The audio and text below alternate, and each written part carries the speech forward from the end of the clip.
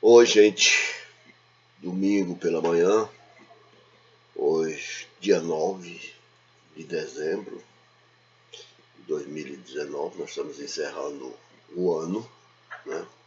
Estamos encerrando o ano, né? E eu estou com pressa por conta disso, que vai ter nós vamos fazer um recesso de encerrar esse diálogo direto de Marx com a economia política clássica, para logo em seguida começarmos uma exposição, né, capítulo por capítulo, seção por seção, de O Capital, de Karl Marx. Nós vamos fazer uma leitura séria, né, do capítulo do livro 1, do livro 2 e do livro 3. Né? Como vocês sabem, os leitores de Marx sabem que o Capital é uma crítica, uma crítica da economia política e é ao mesmo tempo uma crítica da sociedade da qual essa economia política fala, né? Mas aí é uma discussão ao longo de 3 livros. Nós estamos aqui apenas pegando uma parte dessa crítica que Marx faz à economia política clássica, para mostrar para vocês a forma de como ele considera essa ciência, né? A importância dessa ciência para a construção da economia política como ciência, né? Ao mesmo tempo em que reconhece as debilidades dessa ciência que precisam ser corrigidas para que ela possa, essa ciência, esgotar suas potencialidades teóricas que ela não poderia ter feito por conta do método por ela utilizado. Muito bem, hoje é a nossa 4ª aula, né? Marx, crítica da economia política clássica, né? E na aula passada, na 3ª aula, nós encerramos dizendo que Marx parte do mesmo pressuposto de onde parte a economia política clássica, ou seja, de que numa sociedade onde todos são proprietários de mercadoria, né, mercadorias, a única maneira de se apropriar da mercadoria alheia é dando a sua em troca da outra mercadoria, que por conta disso, se todos são proprietários de mercadorias, se impõe o pressuposto de que todos são proprietários porque trabalharam, produziram as suas próprias mercadorias. Pois bem, nós vimos da vez passada que Marx aceita esse pressuposto, né, e daí vai partir para provar por A mais B que a troca entre capital e trabalho não anula o princípio da equivalência, modifica o resultado da lei, mas não anula o princípio da equivalência, e ao mesmo tempo provar, né, como surge a mais-valia numa troca de valores iguais. Então, ele parte do fato de que no mundo da onde parte a economia política clássica, em que todos são proprietários de mercadoria, num mundo assim, diria Marx, em que todos os indivíduos existem como proprietários de mercadoria, ninguém, como nós vimos da vez passada, estaria disposto a abrir mão do que tem se em troca não receber algo de igual valor. Sem essa pressuposição da igualdade dos valores permutados, a troca como relação social dominante não se sustentaria na sociedade capitalista. Os próprios indivíduos não aceitariam, se soubessem, não aceitariam viver no mundo, numa sociedade, se soubessem de antemão que a troca não obedece o princípio da equivalência. Não aceitariam, pois, viver numa sociedade em que o meio de apropriação da riqueza fosse o logro generalizado de todos contra todos. Daí o drama de Adam Smith, quando descobre que a troca entre capital e trabalho não obedece a este princípio, ou seja, o princípio da equivalência. Marx sabe disso, né, perfeitamente, com toda clareza. Tanto é verdade que tinha consciência dessa dupla dimensão da crítica da economia política, provar que a troca entre capital e trabalho é uma troca de equivalência, e ao mesmo tempo provar que dessa igualdade surge a desigualdade, né? Como então demonstrar, poderíamos perguntar a Marx, que a troca entre capital e trabalho se dá de acordo com o princípio da equivalência e que dessa igualdade nasce a desigualdade na produção e apropriação da riqueza social? Marx tem a resposta.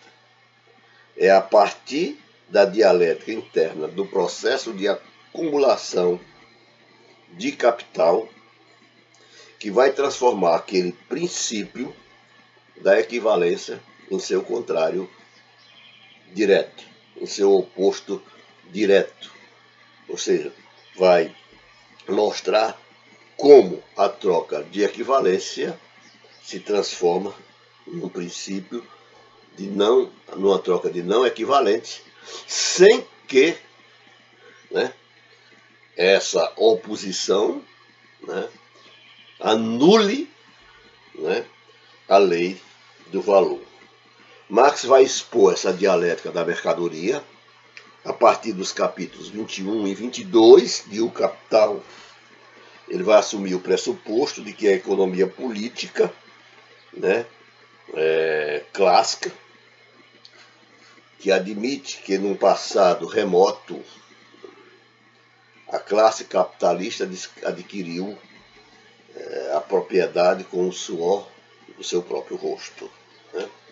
Marx se pergunta o que aconteceria se esse patrimônio for utilizado recorrentemente para pagar salário.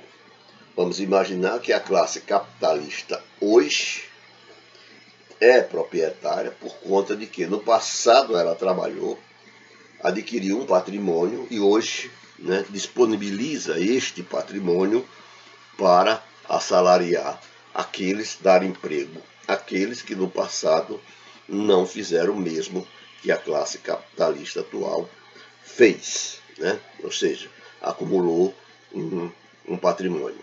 Então Marx se pergunta, se esse patrimônio for utilizado recorrentemente, se eu analisar o processo da acumulação da perspectiva, né, contínua, de renovação contínua da acumulação de capital, o que vai acontecer com o princípio da equivalência? O que vai acontecer com a ideia de que o capitalista merece, tem direito a uma recompensa, uma mais-valia, pelo fato de ter trabalhado no passado, né? Então Marx, para vocês terem uma ideia melhor de como a coisa vai se desenvolver, do capítulo 1 até o capítulo 20, Marx analisou o processo, a sociedade capitalista da perspectiva da produção, né, da ótica da produção, da perspectiva dos indivíduos, né? Agora, quando ele passa para a seção 7, que abre com o capítulo 21 e 22, Marx vai analisar o processo de acumulação da ótica da sua totalidade. Significa dizer, Marx vai abandonar, né, a perspectiva que ele vinha analisando das relações individuais entre os agentes de produção e passa a analisar o processo de acumulação de capital da ótica das classes sociais, tá? Da ótica da sua totalidade. Muito bem.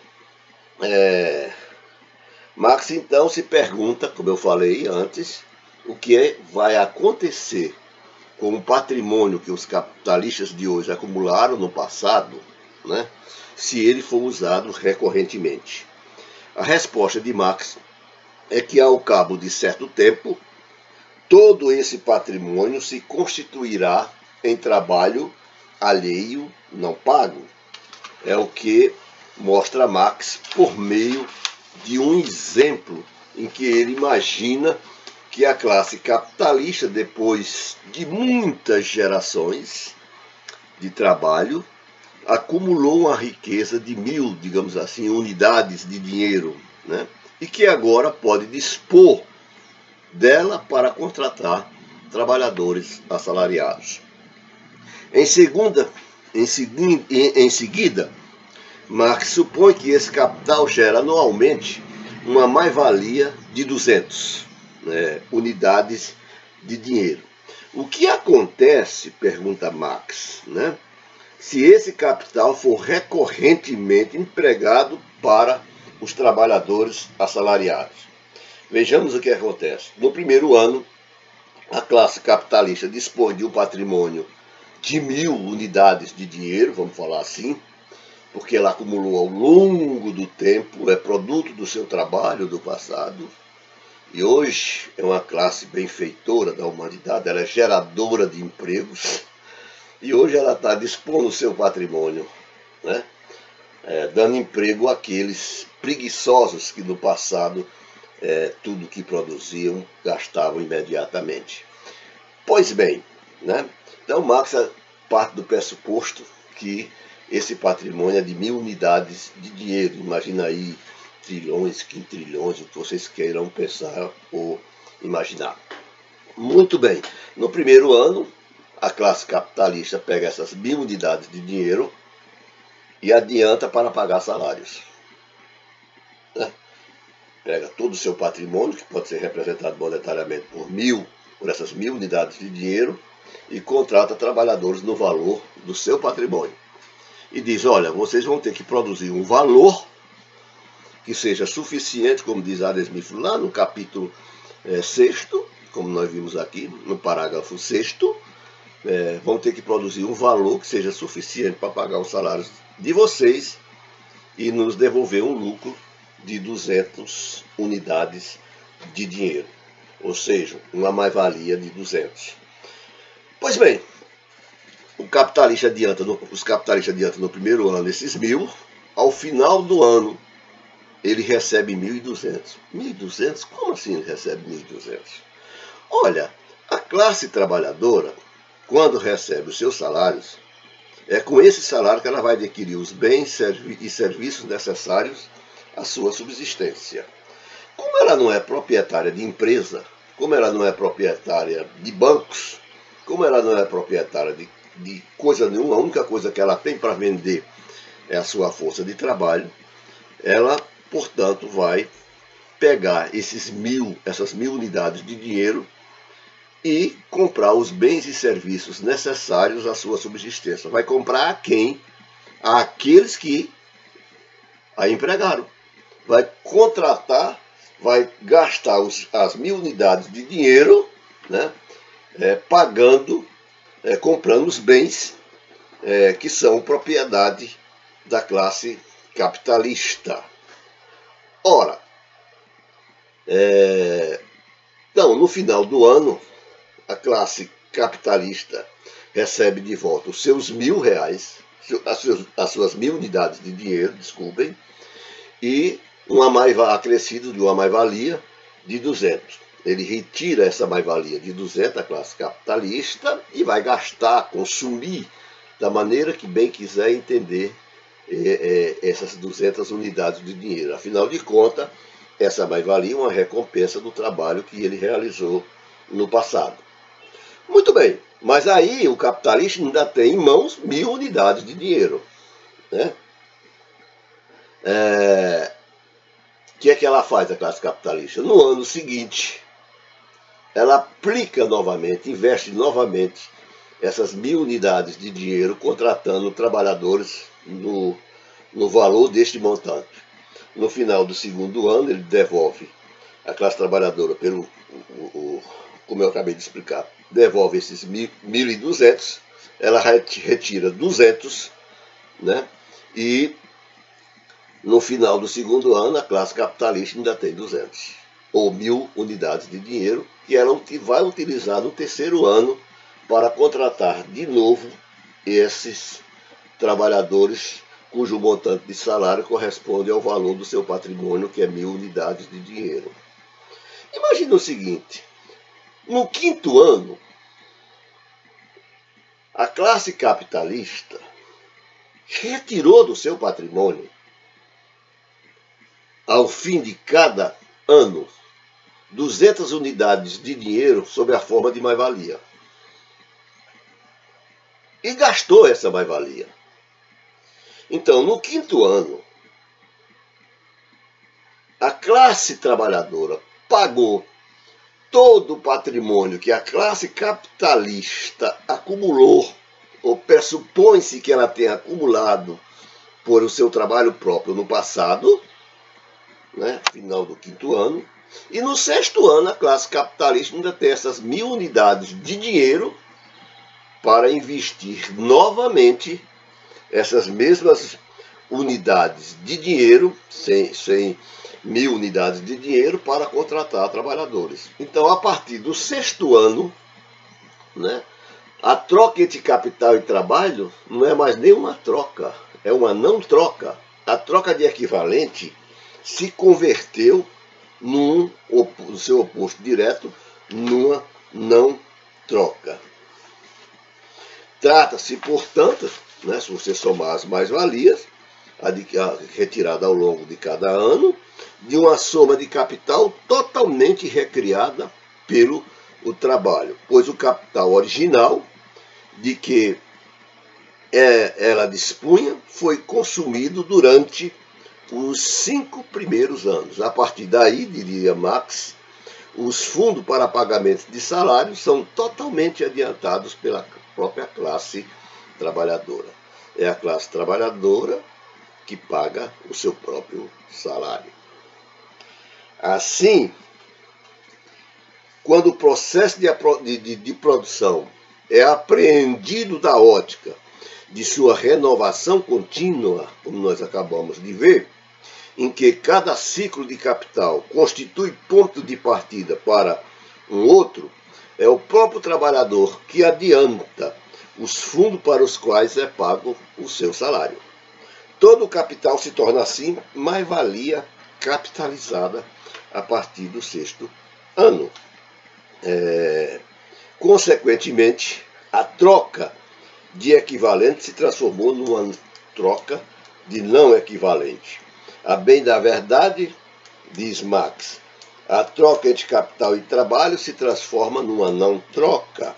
Marx diz isso muito claramente, né, no livro 1, volume 2, página 166. Tem uma longa citação aqui de como é que se dá esse processo dialético, mas isso vai ficar mais claro ainda quando a gente voltar a discutir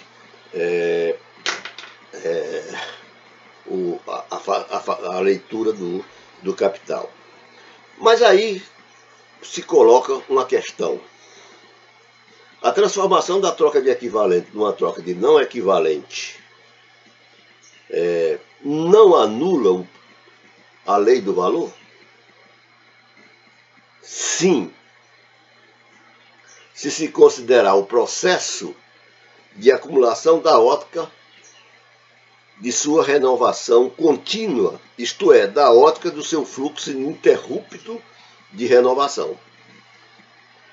Portanto, a ótica da sua totalidade, a troca entre capital e trabalho, aparece como uma troca entre duas grandes classes sociais.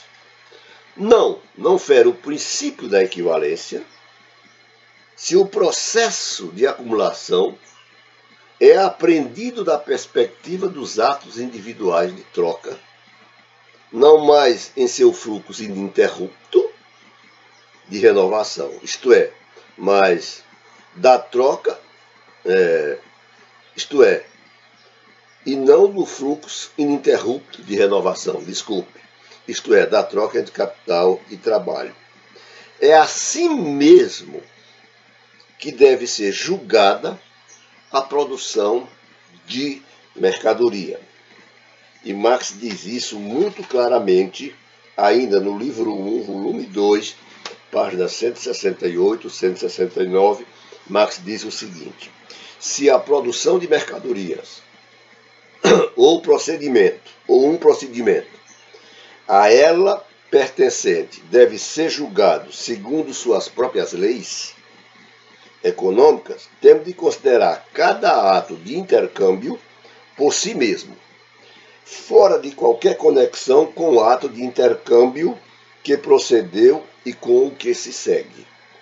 E visto que compras e vendas são efetuadas apenas entre indivíduos isolados, é inadmissível, diz Marx, procurar nelas relações entre classes sociais inteiras.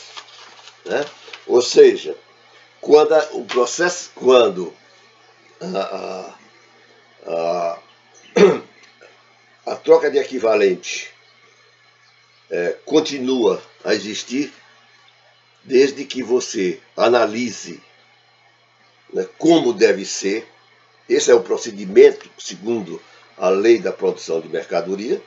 As trocas são atos isolados, individuais.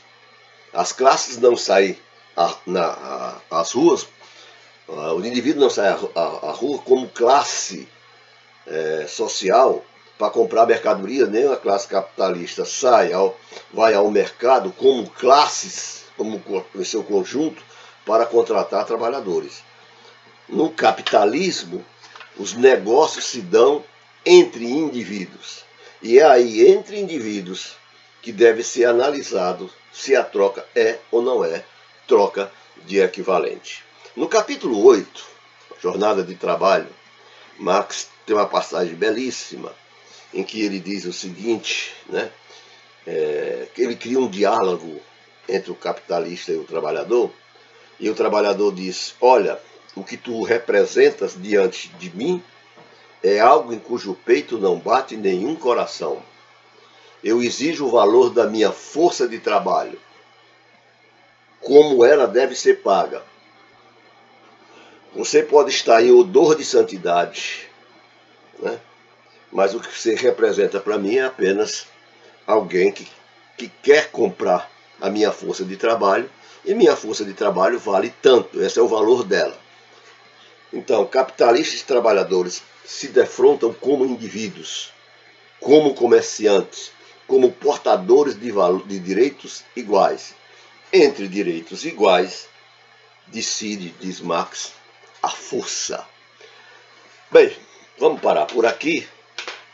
Já estamos com 23 minutos, vamos já chegar aos 24 minutos. Na próxima e última aula, eu volto para fazer um arremate da aula de hoje, né, e abrir terreno para a gente reiniciar uma leitura do Capital. Eu sei que o Capital não é uma obra muito fácil de ser lida. O Marx mesmo reconhece que no capítulo 1 é o mais difícil, né? Mas depois que a gente pegar o fio da meada, a coisa torna-se mais fácil. Eu não sei, eu não posso avaliar se o que eu expus hoje deu para ser entendido por vocês ou não. Por isso eu peço a vocês que façam comentários, que exponham dúvida, caso haja dúvidas, né?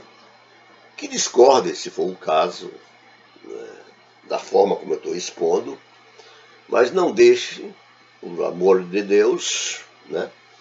Vamos se valer do São Marx e fazer suas inscrições, apertar o sininho para, né, receber as notificações dos próximos vídeos. Compartilhem os vídeos, né, se vocês acharem que devem compartilhar, né, e façam as suas apreciações. Muito obrigado e até a próxima aula, que vai ser breve, muito breve.